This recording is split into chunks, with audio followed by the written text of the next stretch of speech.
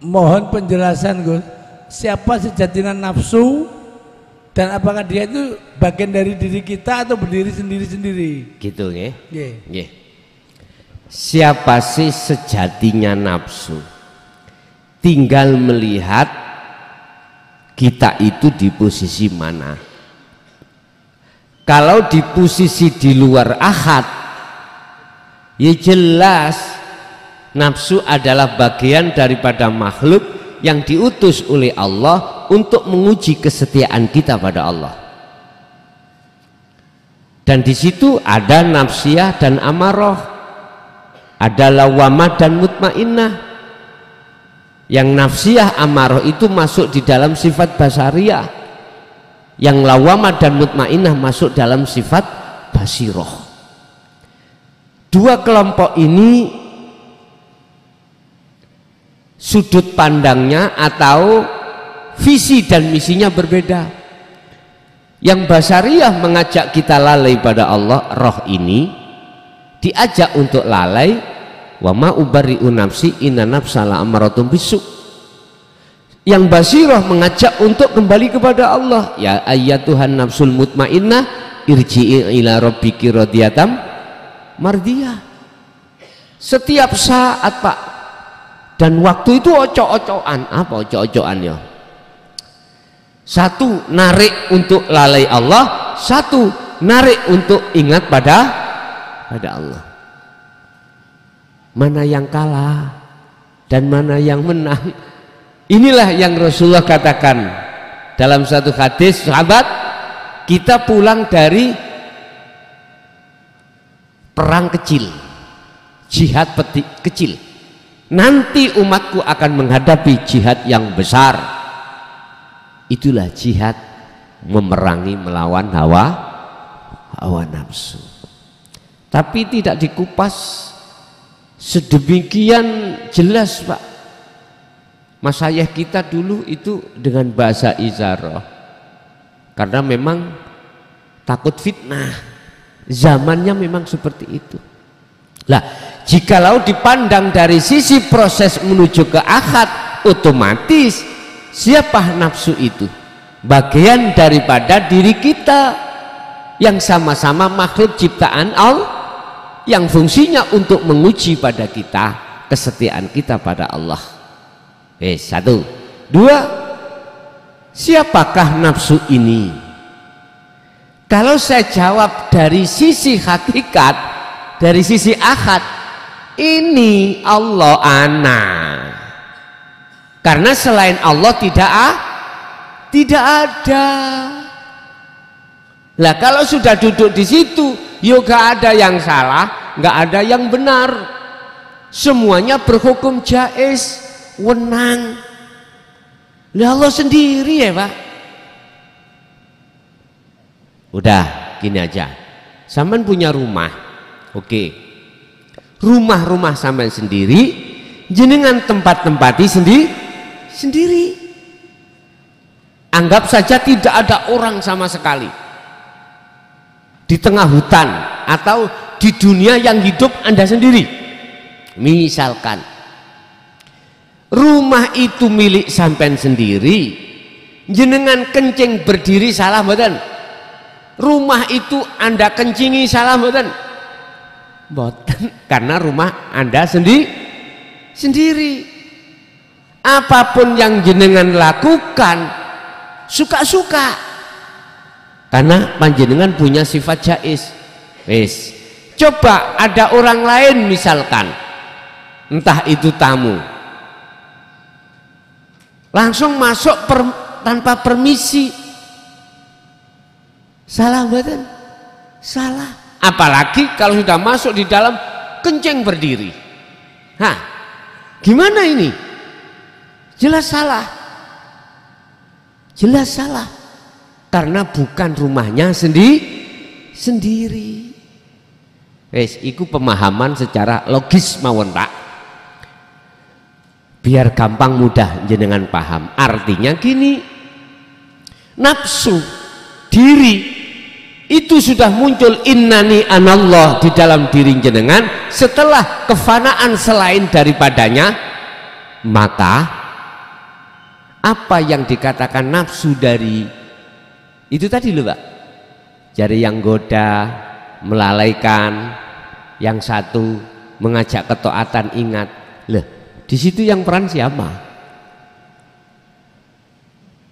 Tinggal kita melihat dari mana kita mensikapi nafsu, apakah dari syariat apa hakikat. Kalau syariat jelas Pak, itu bagian daripada diri kita, makhluk, sama-sama makhluk.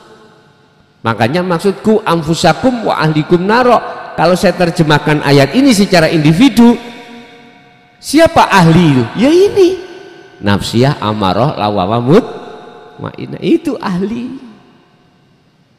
Kalau kita lebarkan ya anak, istri, saudara, bahkan umat, begitulah. Tapi kalau kita mensikapi nafsu aslinya, hakikatnya itu bagaimana? Nun vaksin, nafsu, diri. Kalau sudah pada ahad, kan selain Allah sudah tidak ada, berarti aku sendiri. Akhirnya tidak muncullah nafsiyah, lawamah, amarah, mutmainnah, nggak muncul. Nama makhluk nggak muncul, nama roh nggak muncul, la ibsar wa mubsar wa bashar, nama Allah pun tidak muncul. Akhirnya dimunculkan ben mudah ana, dari proses la ilaha illallah, la ilaha illa huwa, la ilaha illa anta, terakhir la ilaha illa ana. Syariat, thariqat, hakikat, makrifat. Siap. Ada lagi? Assalamualaikum warahmatullahi wabarakatuh. Mau tanya ini Gus, ini sebelum berdoa harus bertemu Allah dulu. Yang dimaksud bertemu Allah ini yang bagaimana Gus? Satu. Yang kedua, salam di dalam sholat itu salam untuk siapa Gus? Salam. Salam di dalam sholat ini Gus. Kiri kanan itu. Nggih. Ini salam untuk siapa? Nggih. Yang ketiga ini Gus, untuk mengalahkan nafsu ini bagaimana Gus? Nggih. Ngoten mawon Gus. Assalamualaikum warahmatullahi wabarakatuh. Waalaikumsalam warahmatullahi wabarakatuh. Terkait berdoa kita disuruh menemui Allah dulu. Terus bagaimana cara menemui Allah di situ? Ketika jenengan Allahumma, bahasa lesan nih, hati jenengan duduk di tajalli. Itu caranya. Ketika lesan berbunyi Allahumma dan seterusnya, hati kita harus ini wajah tu wajia alias bertajali, menetapkan apa yang berlaku di dalam akmal jenengan ini semata-mata menetapkan keakuan Allah, tapi jangan diartikan Allah ndungo Allah. Iku lak boleh Allah loro lan. Apakah Allah minta Allah? Mungkin jenengan kita harus masuk pada bab masalah qadim ala qadim. Pujanya pada dirinya sendiri. Wong namanya ahad ya gak ada dua lah. Wes satu. Nomor dua, apa tadi? Apa? Hutang. Oh salam. Salam dalam sholat itu kita salam pada siapa? Hanya salam itulah yang banyak manusia tidak ada yang menjawab.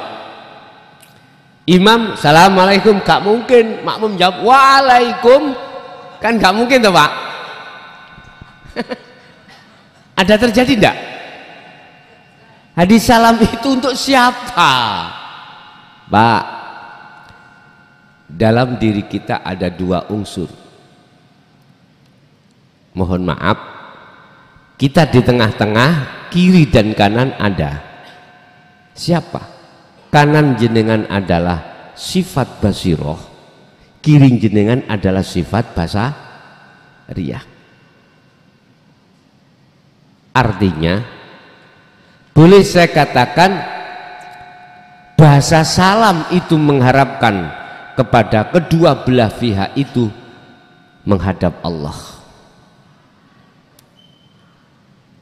Taatlah kau pada Allah. Bahasa salam itu kan selamat. Bahasanya kita bisa selamat karena kita taat. Tapi entah itu paham maupun enggak. Kita selama ini sholat membaca salam kanan, assalamualaikum. Terus lagi Pak, kalau kita sholat jenazah beda tak? Lengkap man. Assalamualaikum warahmatullahi wabarakatuh. Aku yakin nggak ada jamaah yang menjawab waalaikumsalam warahmatullahi wabarakatuh. Nggak ada. Dia pun mengikuti sebetulnya, yaitu tadi. Baik imam maupun makmum itu harus menyapa, mensalamkan terhadap sifat basariyah dan basiro supaya taat pada Allah. Tidak cukup sampai di situ Pak. Terbawalah kita ketika kita sebagai taziin menghantar jenazah, ditambah lagi ketika di makom wa'mudin nalkin, nggak gitu dah. Kita dituturi lagi. Apa di situ? Tentang masalah penalkinan terhadap mayat. Isinya adalah lekaslah kau kembali kepada Allah. Siapa Tuhanmu? Malaikat mungkar nakir. Ya fulan, ojo kaget nanti kau didatangi malaikat mungkar nakir, hanya tanya tentang masalah marabbuka, manabiyuka dan seterusnya. Jawablah Allahu Rabbi. Itu maksudnya sebetulnya dikembalikan pada kita Pak, yang belum mengalami kematian. Lekaslah kita kembali pada Allah. Dalam konteks apapun iman, jangan terus beriman pada selain Allah. Wa anibu ila rabbikum, lekaslah kau beriman hanya pada Allah dalam aspek apapun. Buktinya la haula wala quwata illa billah. Tidak ada daya upaya apapun makhluk itu, kekuatan apapun, tapi ketika saat itu terjadi daya upaya itu semata-mata illa bil. Enggak, kita makhluk itu masih melihat orang, masih beriman pada makhluk. Inilah maksudnya. Makanya bisa nanti kalau Pak Mudin Nalkin gak ngomong masalah yang mukhotobnya itu tidak hanya ditujukan pada si mayit, tapi juga boleh ditujukan pada yang hadir taziin. Hei bapak-bapak, jenengan sing rawuh ndang baliyo sira sebelum terjadi seperti ini pada Allah. Sebab kalau sudah terjadi ini, bagaimana Az-Zumar ayat 54, tsumma la tunsarun, tidak akan pernah mendapatkan pertolongan dari Allah tatkala saat di dunia kesempatan yang diberikan Allah berpuluh tahun untuk kembali kepada Allah tidak lekas digunakan. Begitu. Yes, jadi salam itu terhadap diri kita sendiri. Makanya mengapa orang lain tidak jawab waalaikumsalam. Udah. Yang ketiga, bagaimana cara kita mengendalikan nafsu? Sederhana, cukup apa yang menjadi kehendak jenengan ataupun yang di luar kehendak jenengan, tetapkanlah itu kehendakku Allah pun. Jadi jangan pernah mengakui kehendakku makhluk, tapi tetapkanlah kehendakku Allah. Tapi kita tolong jangan diucap di lesan Pak, di muka orang lain. Kehendakku Allah, misalnya ambil duting-duting, ini salah paham nanti bahaya ya. Oke, ada lagi. Assalamualaikum warahmatullahi wabarakatuh. Kula Beni saking Ranggaharjo, Gus. Jujur aja semenjak kula mengikuti pengajian tauhid atau Dinul Haq niki, terus terang hati saya semakin tenang, ayem. Dulu-dulunya belum, meskipun saya mengikuti lewat live streaming maupun tatap muka nih. Nah, niki pertanyaan kula niki, kula nate sharing kali teman, Gus. Jadi kalau seandainya berziarah ke orang tua, tapi orang tuanya ini non muslim, misalkan contohnya saya berziarah ke orang tua dan orang tua saya non muslim, itu katanya sih doa saya nggak bisa nyampe. Nah, menurut syariat itu terus pun kalau dilihat dari kacamata hakikat, padahal kan namanya doa itu kan masing-masing roh. Nah, itu yang pertama. Terus yang kedua, kalau saya melakukan dzikir sirul asror di setiap aktivitas, itu kadang-kadang saya terhenti, terus tiba-tiba berapa detik atau menit saya ingat lagi. Itu memang prosesnya atau gimana? Tolong pencerahannya, Gus. Terima kasih. Assalamualaikum warahmatullahi wabarakatuh. Waalaikumsalam warahmatullahi wabarakatuh. Apapun alasannya, antara mukmin dengan wong kafir, itu secara kacamata syariat memang tidak bisa diterima. Nggak bisa, terhijabi, karena terhijab secara syariat. Mengapa terhijabi? Karena secara syariat kita masih merasa kalau kita yang melakukan. Disitulah letak terhijabnya, di situ, Pak. Siapapun kita secara syariat kirim donga mesti ning ati yakin aku yang kirim, aku makhluk nih loh, Pak ya. Ya inilah yang sebagai penghalang. Kan diterangkan di dalam Al-Quran terkait siapa itu? Nabi Muhammad itu. Entah Nabi Ibrahim doanya tidak bisa diterima untuk pengampunan pamannya atau gimana itu, saya lupa. Itu secara syariat. Tapi bagaimana kalau secara hakikat? Hukum itu akan berubah, Pak. Hukum itu akan berubah menjadi jaiz itu manakala Allah sendiri suka-suka Allah. Kalau pandangan hakikat itu mandang Allahnya tuh ya, bukan mandang makhluknya. Artinya ketika kita berdoa, kalau itu memang secara hakikat jenengan tidak akan merasa diri jenengan yang melakukan, justru di dalam hati jenengan keakuannya Allah yang melakukan. Kalau sudah yang melakukan Allah, siapa yang bisa menghalangi? Walaupun secara hukum apa niku namanya, kedaulatan, hukum kedaulatan mengatakan siapa yang melanggar neraka, siapa yang taat surga.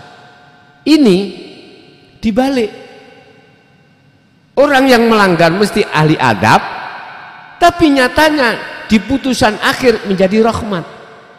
Jikalau Allah yang melakukan seperti ini, siapa yang bisa protes? Siapa yang bisa menghalangi? Satu contoh, hanya gara-gara si wanita nakal meminumkan air terhadap anjing, dia jadi ahli rahmat. Terus siapa yang bisa protes? Nggak bisa. Sama dengan gini, Pak, saya ini wali kota Surabaya. Hukum kedaulatan di sini Siapa yang melanggar lampu merah ditilang. Ditilang. Undang-undang pasal dibuat itu tidak hanya satu kelompok, semua kelompok. Siapapun nggak boleh. Kalau merah harus berhenti, kalau hijau harus berjalan terus. Tapi berhubung saya sebagai wali kota, lampu merah sasak. Tapi jangan diartikan saya memberikan contoh untuk melanggar aturan. Enggak, karena kewenangan. Polisinya sendiri malah memberi jalan. Apalagi saya presiden, gitu. Berarti kewenangan itulah Pak yang menjawab. Lah kita nggak ada kewenangan, ayo coba Pak. Di perapatan lampu merah ada polisi yang menjaga, kita nggak pakai helm, sudah kita terombol aja, pasti kita dikejar, ditilanglah kita karena tidak punya kewenangan, nggak punya. Siapa yang punya kewenangan? Hanya Allah. Lah kita yang selama ini tidak berwenang, ya kudu difanakan. Tapi pun diartekno, hei manusia dadi Gusti Allah, aja ngono lho ya. Jangan lho ya. Mestinya hei manusia, hei nafsu, fanakan. Tiadakan dirimu. Kembalilah kepada Allah. Mungkin lebih sederhana seperti itu. Bahasa tauhid, jangan duduk di takholi, tapi duduklah di tajalli. Kalau sudah duduk di tajalli, andai kata Allah sendiri yang mengampuni, siapa yang bisa menghalangi? Nggak bisa tak? Nggak bisa. Artinya sampai ke makom orang tua, bertajalilah jenengan. Paham? Bon, satu. Yang dua apa tadi Pak? Lupa saya.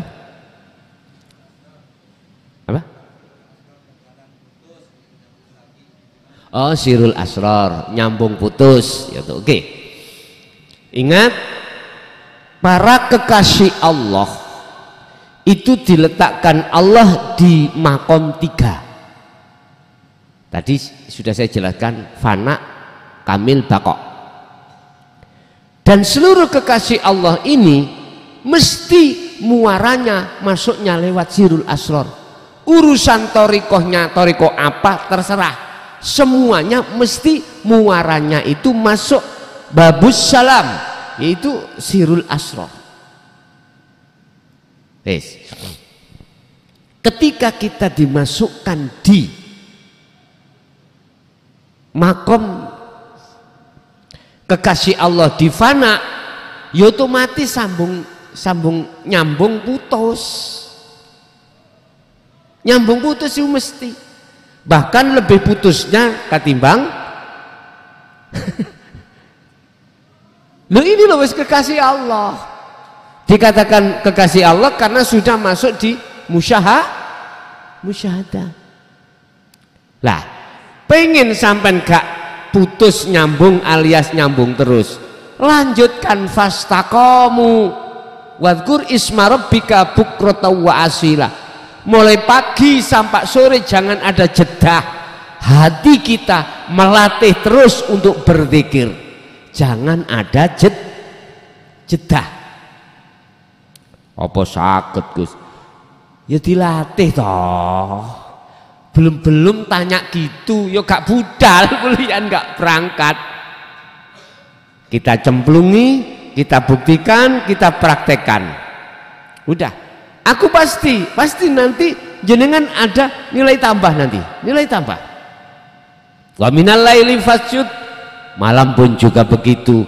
Tawilan lailan tawilan, dengan malam yang panjang, gunakan hati untuk berzikir. Wes. berapa hari, berapa minggu, berapa bulan, berapa tahun, ya gak usah dihitung, yang penting dilakoni, pasti nanti ada perubahan. Lah jenengan tatkala dipindah Allah di pos kedua, yaitu di musyahadatul kamil, beda Pak Mun. Coro lepas itu enggak terlalu lama, enggak terlalu lama, sedikit sekali. Nah, dengan begitu ya terus sampai itu mengasah terus, zikir tadi diasah terus, sampailah jenengan itu di musyahadatul baqa. Kalau sudah di situ maka nggak bisa putus sudah. Baik terjaganya dirimu atau tertidurnya jasmaniahmu, tetap ruhaniyahmu berzikir. Tidur, napasmu tetap berzikir terus. Hatimu. Begitu caranya Pak ya.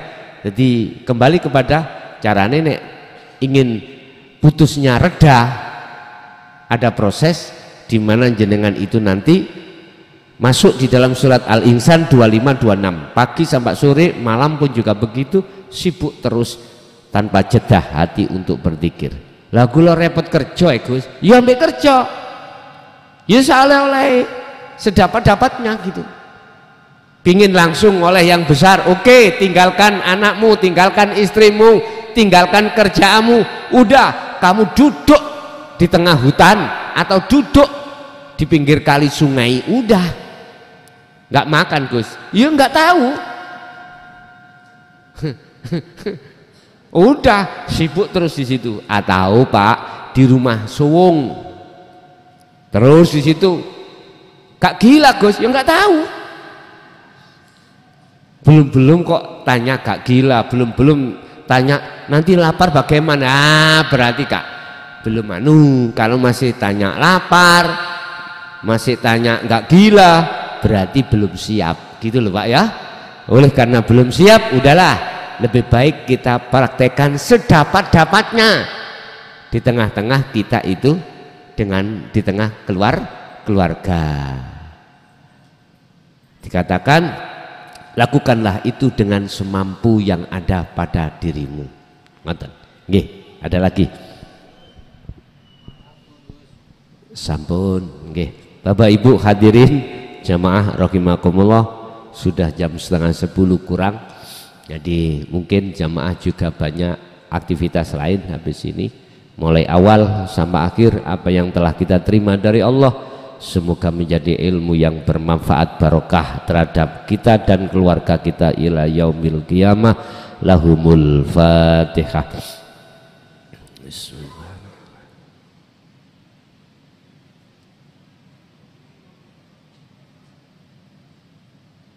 Akhirul kalam, assalamualaikum warahmatullahi wabarakatuh.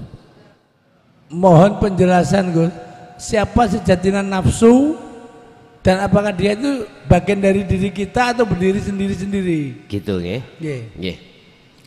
Siapa sih sejatinya nafsu? Tinggal melihat kita itu di posisi mana.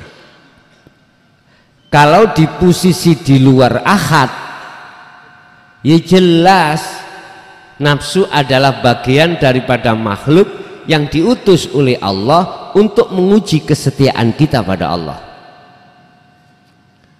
Dan di situ ada nafsiyah dan amarah, ada lawamah dan mutmainnah. Yang nafsiyah amarah itu masuk di dalam sifat basariyah, yang lawamah dan mutmainnah masuk dalam sifat basiroh. Dua kelompok ini sudut pandangnya atau visi dan misinya berbeda. Yang basariyah mengajak kita lalai pada Allah, roh ini diajak untuk lalai. Wa ma ubarri'u nafsi inna nafsa la'amaratum bisu. Yang basirah mengajak untuk kembali kepada Allah. Ya ayyatuhan nafsul mutmainnah irji'i ila rabbiki radiyatan mardiyah. Setiap saat Pak Dan waktu itu ocok-ocokan. Apa ocok-ocokan ya? Satu, narik untuk lalai Allah.